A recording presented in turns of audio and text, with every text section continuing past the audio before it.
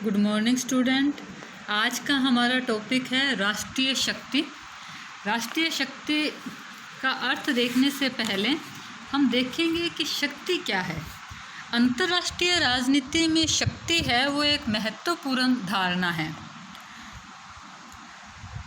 अंतर्राष्ट्रीय राजनीति में शक्ति का तात्पर्य राजनीतिक शक्ति से लिया जाता है और राजनीतिक शक्ति का अर्थ होता है दूसरे मनुष्यों के काम और उसके मस्तिष्क पर नियंत्रण करना।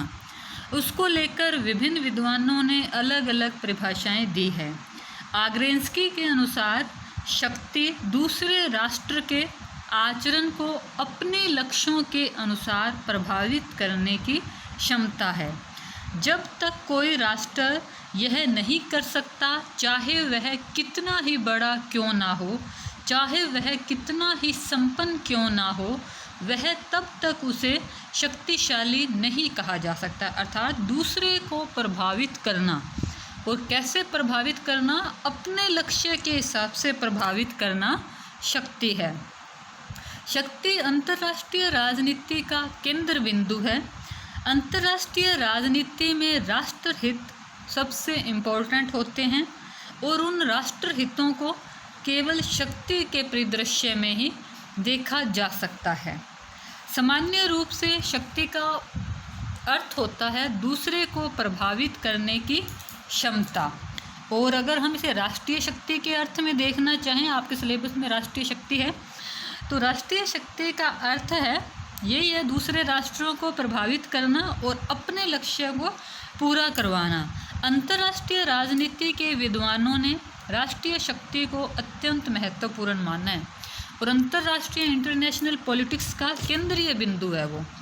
इसके चारों ओर उस राष्ट्र की विदेश नीति घूमती है। जो राष्ट्र शक्ति है, जो शक्ति है, उसी के चारों ओर विदेश नीति घूमती है। विद्वानों का मानना है कि कोई राष्ट्र या राज्य का सबसे बड़ा हित यही है कि वो ज़्यादा से ज़्यादा शक्ति अर्जित करे, शक्ति की वृद्धि करे और शक्ति के तत्वों पर ध्यान दे और उसके विकास, संवर्धन, संरक्षण, सोपान आदि पर ध्यान दे। अब हम देखेंगे शक्ति को लेकर विभिन्न विद्वानों की परिभाषाएं। शक्ति को लेकर विभिन्न विद्वानों ने अलग अलग परिभाषाएं दी है। मॉर्गेनथाउ ने शक्ति के ऊपर बड़े विस्तार से लिखा है। उनकी रचना politics among nation, power politics के अंदर भी उन्होंने शक्ति के बारे में विस्तार से लिखा है। तो उन्होंने क्या कहा है, मॉर्गेनथाउ है वो यथार्थवादी विचारक हैं। राष्ट्र की वह शक्ति जिसके आधार पर कोई व्यक्ति दूसरे राष्ट्र के कार्यों, व्यवहार और नीतियों पर प्रभाव और नियंत्रण रखने की चेष्टा करता है, वह शक्ति है।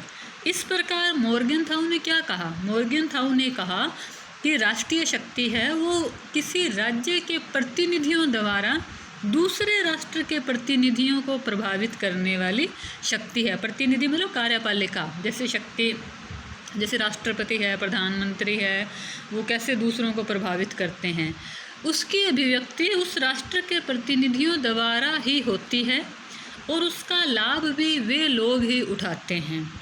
लेकिन जो आम जनता है उसमें शक्ति के साथ भावनात्मक संबंध होते हैं। और राष्ट्रीय शक्ति को लेकर पैडलफोर्ड एवं लिंकन ने भी लिखा है। उन्होंने इंटरनेशनल पॉलिटिक्स उनकी रचना थी, उसके पेज नंबर 193 में कहा कि राष्ट्र शक्ति शब्द किसी राष्ट्र की भौगोलिक, सैनिक शक्ति सामर्थ्य का सूचक है। इसका व्यापक अर्थ है, इसमें यह शब्द अंतर्राष्ट्रीय राजनीति में राज्यों के मध्य शक्ति संघर्ष के रूप में प्रयोग किया जाता है। यह कहीं अधिक व्यापक है। राष्ट्रीय शक्ति को हम शक्ति और सामर्थ्य का वो योग मान सकते हैं जो एक राज्य अपने राष्ट्रीय हितों की पूर्ति के लिए, राष्ट्रीय लक्ष्यों की प्राप्ति के लिए उपयोग में लाता है। इसमें हमने क्या देखा कि पैडलफोर्ड और लिंकन हैं वो शक्ति को भौतिक सैनिक तत्वों को भी शामिल करते हैं और वो कहते हैं कि शक्ति और सामर्थ्य दोनों मिलके कार्य करते हैं और इसका टारगेट राष्ट्रीय हितों और राष्ट्रीय लक्ष्यों को प्राप्त करना है। इसी तरह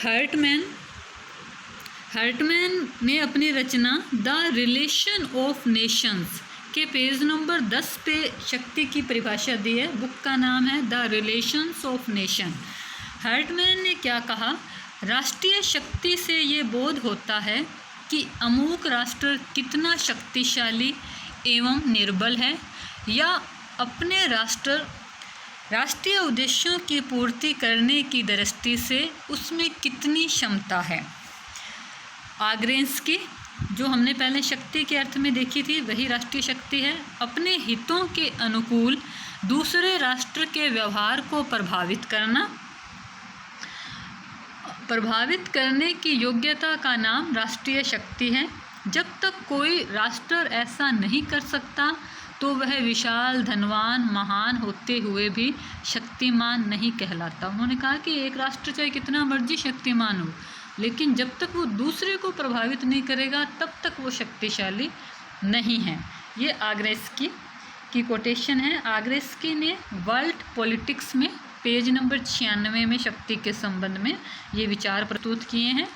उसके बाद है विलियम एबिनस्टीन ने क्या कहा कि राष्ट्रीय शक्ति जनसंख्या, कच्चा माल आदि मात्रात्मक तत्वों के योग से कहीं अधिक है। राष्ट्र की संयुक्त क्षमता, उसके नागरिकों का देश प्रेम, उसके संस्थाओं का लचीलापन, उसका प्राविधिक ज्ञान, उसकी अधिक कष्ट सहन करने की क्षमता आदि ऐसे गुणात्मक तत्व हैं जो किसी राष्ट्र की संपूर्ण शक्ति को निर्धारित करते हैं। अब विलियम एबिनस्टीन हैं, वो राष्ट्रीय शक्ति में मात्रात्मक और गुणात्मक दोनों तत्वों को शामिल कर रहे हैं। तो अभी तक जो हमने विवेचन देखा उससे स्पष्ट है कि राष्ट्रीय शक्ति के 2 लक्ष्य होते हैं। पहला लक्ष्य है आत्मरक्षा, खुद के देश की रक्षा करना, नागरिकों की रक्षा करना, और दूसरा है अपने प्रभाव का विस्तार करना। राष्ट्र की रक्षा करना किसी भी देश का पहला और महत्वपूर्ण दायित्व है। उसे शक्ति संपन्न होना पड़ेगा ताकि दूसरे राष्ट्र उसके क्षेत्र पर अतिक्रमण ना कर सकें, अपने आप को सुरक्षित रखने के लिए। अब हम देखेंगे राष्ट्रीय शक्ति की प्रमुख विशेषताएं। तो राष्ट्रीय शक्ति की प्रमुख विशेषताएं निम्न प्रकार से हैं। पहली है अस्थायी चरित्र। राष्ट्रीय शक्ति के चरित्र में स्थायित्व नहीं पाया जाता। यह समय सापेक्ष होता है, मतलब समय के साथ साथ चेंज होता रहता है, समय के अनुसार परिवर्तनशील है। सोवियत संघ, ब्रिटेन, जर्मनी, जापान आदि राष्ट्रीय शक्ति के अस्थायी चरित्र के स्पष्ट उदाहरण है। मतलब कोई राष्ट्र शक्तिशाली है तो वो परमानेंट नहीं रहता, उसका टाइम पीरियड चेंज होता रहता है। जैसे पहले फ्रांस था, वो एक शक्तिशाली देश था, उसके बाद 19वीं शताब्दी में ब्रिटेन शक्तिशाली देश के रूप में उभरा, फिर अब अमेरिका हो गया, और दूसरे विश्व युद्ध से पहले जर्मनी और जापान शक्तिशाली देशों में आते थे। तो ये कंडीशंस चेंज होती रहती हैं। दूसरी विशेषता है सापेक्षता। राष्ट्रीय शक्ति की एक अन्य विशेषता उसकी सापेक्षता है। जब किसी राष्ट्र की शक्ति स्थिति में परिवर्तन आते हैं तो उस राष्ट्र के शेष संबंधों में भी परिवर्तन अपने आप आ जाते हैं। जैसा कि आग्रेंस्की ने कहा है, चाहे 2 राष्ट्र मित्र हों या शत्रु, प्रत्येक राष्ट्र ये ध्यान रखता है कि दूसरा क्या कर रहा है। जिस क्षण राष्ट्र को ये ध्यान आता है उसी क्षण उसके पास दूसरे को प्रभावित करने की शक्ति आ जाती है। इसका मतलब शक्ति के साथ ही हमारे अन्य राष्ट्रों के साथ संबंध हैं, वो परिवर्तनशील होते जाते हैं। सारी चीज़ें शक्ति पे ही डिपेंड करती हैं। तीसरी विशेषता है तुलनात्मक स्वरूप। राष्ट्रीय शक्ति का स्वरूप हमेशा तुलनात्मक होता है, मतलब कि तुलना करते हैं 2 राष्ट्रों के भी, हाँ वो शक्तिशाली है, वो कम है, वो ज़्यादा है। किसी राष्ट्र के समक्ष जो दूसरा राष्ट्र है उसकी तुलना में वो कितना शक्तिशाली है या कमज़ोर। शक्ति की दृष्टि से राष्ट्रों में असमानता।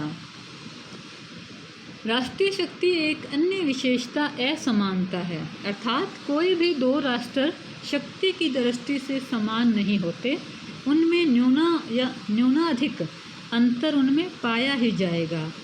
सभी तत्वों का सापेक्षिक महत्व।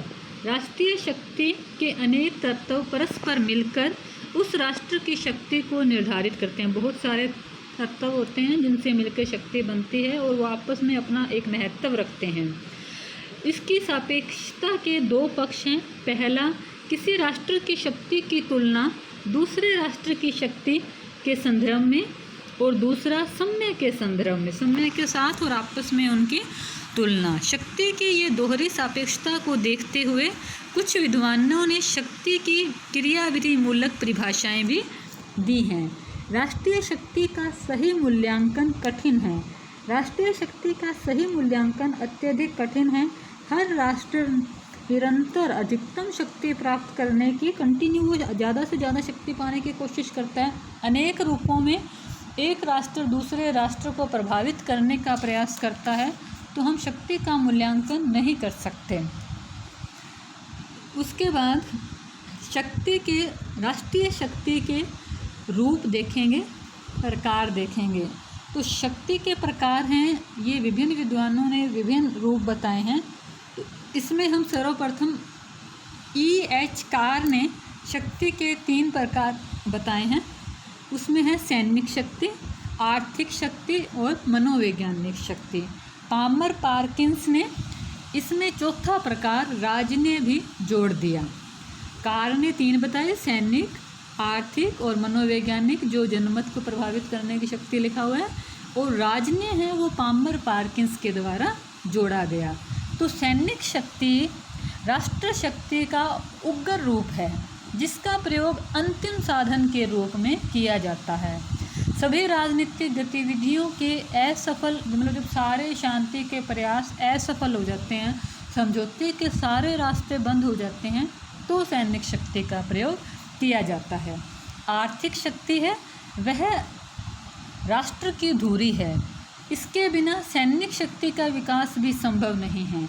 आर्थिक शक्ति का प्रयोग दूसरे राष्ट्र को कच्चे माल, परिवहन आदि का नियंत्रण करने, उसको ऋण देकर उसको प्रभावित करना, विकास कार्य करवाना उस राष्ट्र में आदि तरीके से किया जाता है।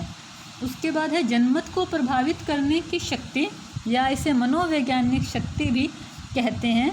ये आजकल ज़्यादा प्रयोग की जाती है। इसमें दूसरे देश की जनता के साथ कूटनीतिक व सांस्कृतिक आदान प्रदान किए जाते हैं, प्रचार प्रसार का प्रयोग किया जाता है। जैसे स्वतंत्रता दिवस पर हम देखते हैं कि वो रैली और हथियारों का प्रदर्शन होता है, ये जनमत को प्रभावित करने के लिए ही किया जाता है। चौथा प्रकार है राजनीय। राजनीय को पामर पार्किंस ने शक्ति का सर्वश्रेष्ठ रूप माना है।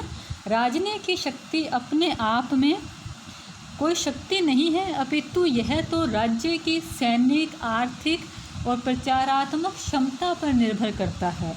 कुशल राजनीय या राजदूत कूटनीति द्वारा राज्य को ऐसे अप्रत्याशित लाभ पहुंचा सकता है जो अन्य साधनों के द्वारा प्राप्त नहीं होते। राजनीय अपने आप के अंदर एक कूटनीति है, कला है, अपने राष्ट्रीय हितों को दूसरे राष्ट्रीय हितों से आगे रखने के लिए। अब हम देखेंगे राष्ट्रीय शक्ति के निर्धारक तत्व। मॉर्गनथाउ ने राष्ट्रीय शक्ति के तत्वों को 2 प्रमुख भागों में विभाजित किया है, स्थायी तत्व और गैर मानवीय तत्व। दूसरा है अस्थायी और समजातीय तत्व के रूप में।